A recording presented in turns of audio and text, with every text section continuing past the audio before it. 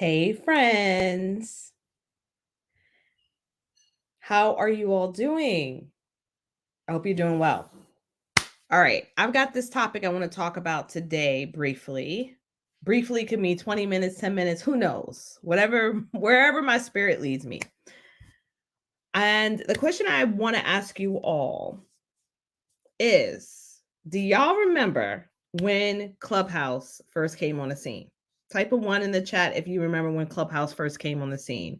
Everyone was excited. Why? It was another opportunity, a different app, another opportunity to connect with people on a deeper level, especially when you have the opportunity to hear their voice.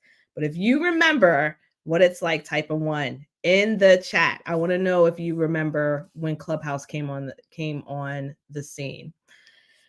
And what I particularly remember was really awesome was, let me tell you, entrepreneurship was extremely lonely, and it was great to meet and connect with others on a deeper level. The sweet spot of Clubhouse was taking the time to actually meet with people, right? And Zoom and get to know them. And through those connections, I was able to develop relationships that I still have today and host and collaborate in awesome, amazing rooms. And the topics we would cover were always various topics. And I remember this one incident where this collaborator and I were planning to do this room, and we hosted rooms before. We did the room, and when we were sharing information, someone came onto the stage and stated they had a certain problem. Now, at that time, my business was serving that problem. So when the audience member asked for assistance with that problem, the moderator, who was familiar with me from hosting other rooms, stated to them, "You need to go with Susie Q. It sounds like your problem they can answer." At that very moment, I felt like the tightness of my chest happened. I felt almost like that sick feeling of, why didn't she state my name? This person's need is exactly what I can solve. I want to ask each of you, have you ever been in a situation where it was an opportunity for someone to say your name and they didn't? Type a 2 in the chat if you know what I'm talking about. They didn't refer you, they didn't mention you as a go-to person for this specific problem. So, of course, because we're already friendly, she recommended this other person who I was also friendly with. So, hey, the more the merrier, right? But I wanted to find out from her why, through even all of our interactions, why specifically she referred this person instead of me. Because I thought I was clear. This is the problem I solve.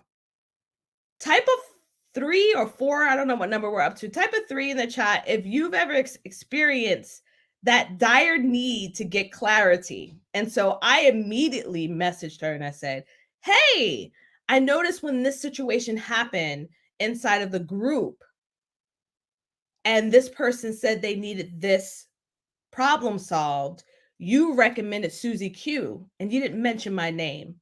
And I just wanted to get clarity on why that was the case."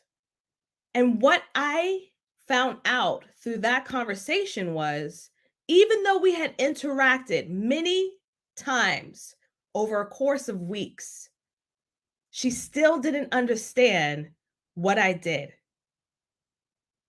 And she didn't recognize me as the go-to person for that problem.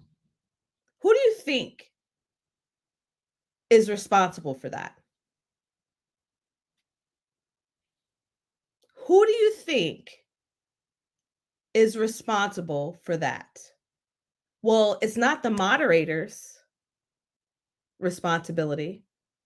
It lies upon us. The question for our discussion today is, are you waiting on the speaker's sidelines? Are you waiting on the sidelines of the speaker industry, waiting for someone to say, all right, we want her. Yeah, that one. Yeah, we see you. We see you out there. You're finally ready. Come on up. Share your message.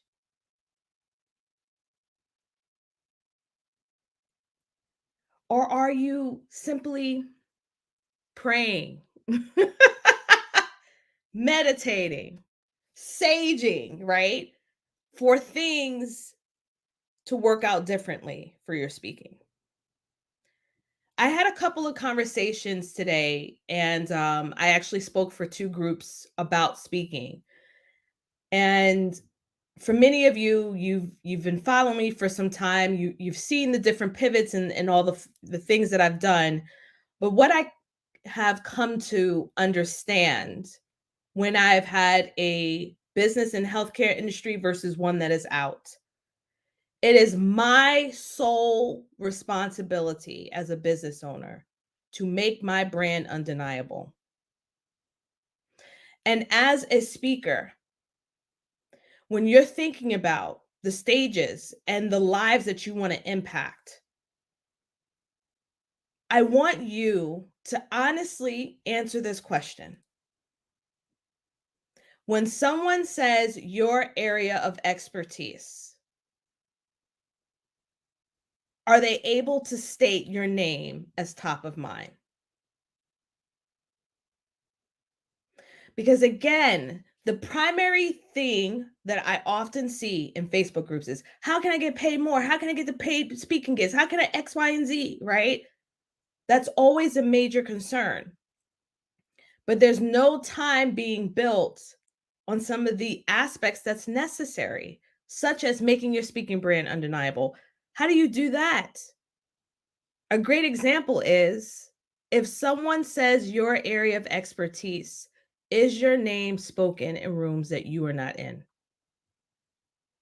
Now, I'm in several business networks, and when speaking comes up, I often will see my name mentioned over and over and over again, along with other amazing, awesome speaking coaches and consultants. But that was intentional, y'all.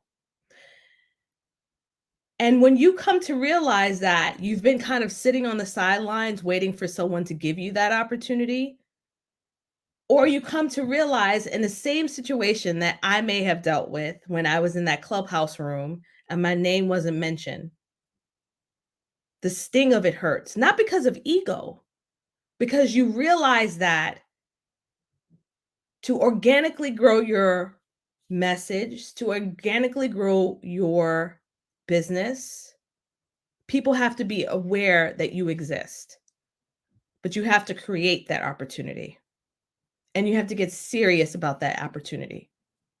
Y'all, I don't care what nobody says. Some of y'all are in denial. We in a recession. Type number 5 if you've already feeling some parts of that effects of that recession. We have Amazon letting people go. We have Asana letting people go. We have Twitter letting people go. It's happening. It's here. Are you sitting on the speaker sidelines hoping that maybe an opportunity will come? Or are you taking the time right now to build a stronger foundation in your business so that it is top of mind to be considered for the solution that you provide? So I want to plug that into your ear because now is such a critical, even more so, now is such a critical time for you to package your expertise. And for someone, when they say your industry or your specific niche or the problem that you solve, you want your name stated in that room. So perhaps you're not doing enough in stating that in your social media. Let's start amplifying that. You're not doing enough pitches, enough ask on the subject and area of your expertise. Let's start amplifying that. I place some resources in here that I have available to you. If you're a new speaker, you need to get your topic, your audience, and get pitching. There's a legacy speaker challenge for you to develop the clarity that you need so you can take more action in your business. Speaking is one of the most powerful marketing tools that you can use for lead generation. It's also an awesome, powerful tool for you to build another source of revenue. And in a time that we have right now in this recession, we need to diversify our income. We have to diversify our income. It should have been done yesterday. Okay? Because I've been talking with my friends, all right? You need to diversify. And that means that you may need to consider educating in a way that you've never educated before. So let's get you some topics, the audience, and let's get you to start pitching so you can get in front of more of your leads. But if you are speaking and training in your business, maybe there's some gaps that you can't see. I have a 90-minute online training that will take you through my legacy scalar framework so that you can discover where those gaps are and you can strengthen your business. And then finally, we have a Black Friday sale where we are offering 50% off of our October 2023 event. And I'm going to highly encourage you to show up. This is for our underestimated, brilliant professionals, leaders who are out there and they want to strengthen their speaker business. All right, y'all. I want you to always remember that you are worthy in sharing your message. And I want you to answer this question. Are you waiting on the speaker sidelines?